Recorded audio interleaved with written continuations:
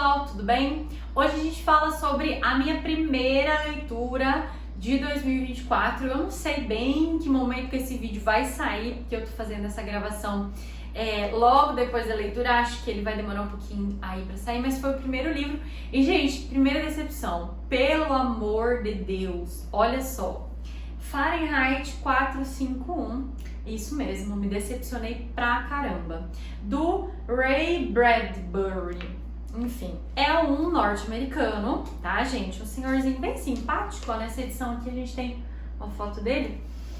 Esse livro foi escrito em 1950. Deixa eu pegar aqui as informações. Enfim, não, calma aí, tá no final. Ei, gente, ó, toda atrapalhada.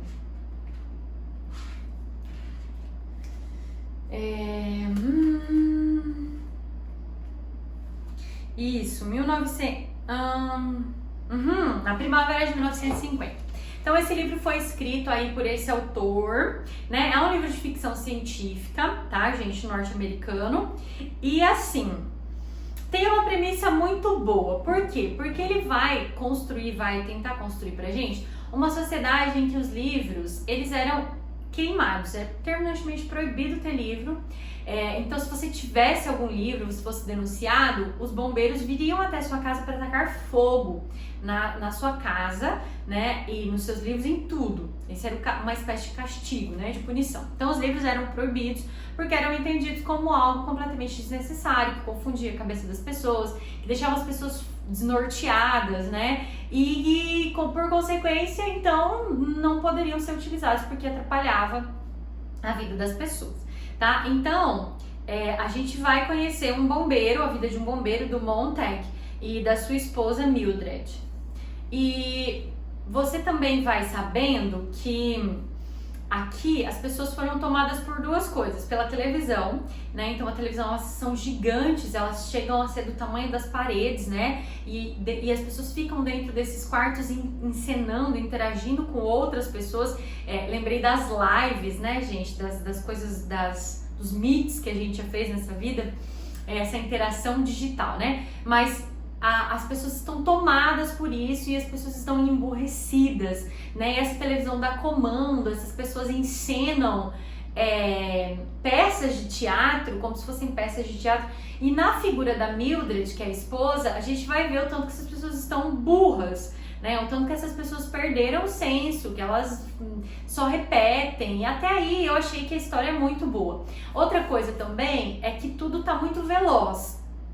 Os carros andam a uma velocidade assim surreal, dentro da cidade, 190 km por hora, né? Então, uma coisa que me chamou a atenção na narração é o fato de que os outdoors, eles ficaram gigantescos, tipo metros, quilômetros, sei lá, muito grande mesmo. Por quê? Porque as pessoas, elas não têm mais, elas andam muito rápido. Então, se o outdoor for pequeno, como é o nosso hoje em dia, não daria tempo de as pessoas lerem os anúncios. Então, a velocidade das coisas também fez com que as pessoas elas perdessem, elas não tivessem mais tempo, por exemplo, de observar um jardim, né? Elas não têm mais tempo de sentar e pensar. Até também, por exemplo, os lugares para sentar e descansar, eles foram destruídos dessa sociedade. Poucos jardins existem, né? E esse hábito de refletir, de observar, de sentir, acabou. Então, até esse momento da narrativa, para mim, ele foi uma história muito boa. Eu tava muito empolgada, né? Eu falei assim, nossa, eu acho que vai ser um livro que vai trazer muitas reflexões, né? Vai ser possível de trabalhar aí com os alunos da escola, pra gente pensar e fazer essas relações, né? De como, por exemplo, a gente não tem televisões gigantescas que ocupam 4 paredes de uma sala, né? A gente não interage, mas o que a gente tem hoje de tecnologia 70 anos depois da escrita desse livro, que fizeram com que a gente perdesse, de repente, a possibilidade de sentir, a possibilidade de refletir, de observar. Até aí, eu acho que eu ainda vou levar para a sala de aula para fazer essas reflexões. Mas como leitura indicada, não vale a pena, porque eu tenho um enredo muito ruim, né, gente? Aqui a gente vai encontrar o que, por exemplo, o Montag, que é o bombeiro, ele vai começar a ficar perturbado. Mas por que a gente queima livros, né? Por que a gente faz isso?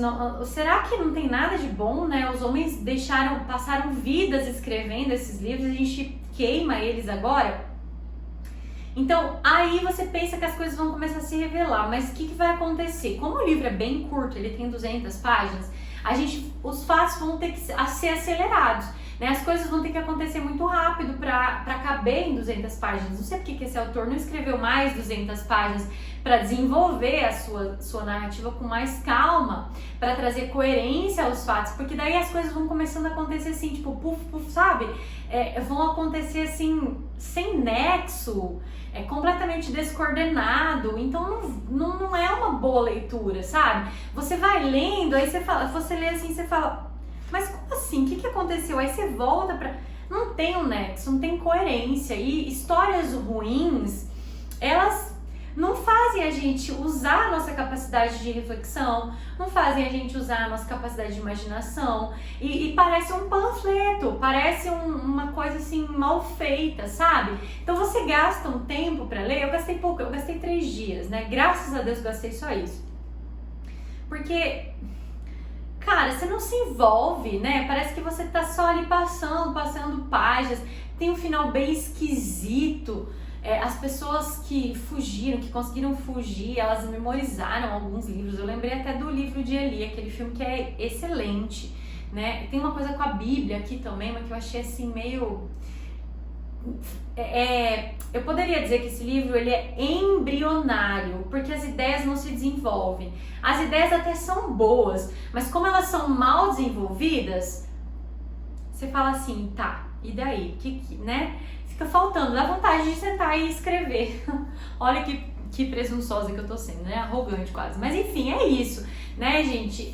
Eu decidi que esse ano eu vou trazer as minhas opiniões negativas sobre algumas narrativas, porque eu acho que a gente não pode falar só do que é bom, né? A gente tem que dar esse panorama para as pessoas, porque assim, não vale a pena. Apesar de uma boa premissa, não é bem desenvolvida. Então, por que você vai perder seu tempo lendo uma coisa que não vai fazer você evoluir, né? Minimamente, uma boa literatura, ela tem que servir para que você ou se projete nela, né, ali, tanto positivo quanto negativamente, você veja o seu próprio mundo, ou para que você reflita sobre alguma coisa. Claro que existem outras possibilidades, tá, gente? Não tô resumindo a literatura isso, mas eu acho que se o livro não tem essas duas coisas, né, se não tem uma boa história que te traga boas reflexões, não vale a pena, tá? Então, essa é a minha resenha de hoje, a primeira resenha negativa desse canal, tá? Não é uma coisa muito agradável de se fazer, mas eu acho que vocês merecem saber que nem sempre vale a pena, né? As pessoas, tem muita gente que gosta, né? Mas eu acho que tem mais gente que não gosta. Então, tá aí, esses são os meus motivos, tá, gente? Pra explicar pra vocês por que eu não gostei, por que eu acho que não vale a pena, tá, gente? Então, mesmo assim, se você quiser ler pra tirar suas próprias conclusões, porque eu acho que literatura também é isso, né? Eu não gostei, mas você pode gostar. Eu gosto, mas você pode não gostar. Então, a gente precisa também ter essa habilidade de ler. Se estava na sua lista, leia. Leia e tire as suas próprias conclusões, né? Emita a sua própria opinião. Tenha a sua própria opinião. Construa a sua própria opinião baseado na leitura e não baseado no livro, numa resenha que eu estou fazendo, né? Eu tenho esses motivos para não gostar. Eu acho que um enredo muito ruim, mal construído, fatos mal desenvolvidos, né, acontecimentos sem nexo, são primordiais para que eu não goste de um livro, tá? Então, essa é a minha resenha de hoje. Um ótimo sábado para vocês, uma ótima semana e a gente se encontra então no próximo vídeo. Até mais, pessoal!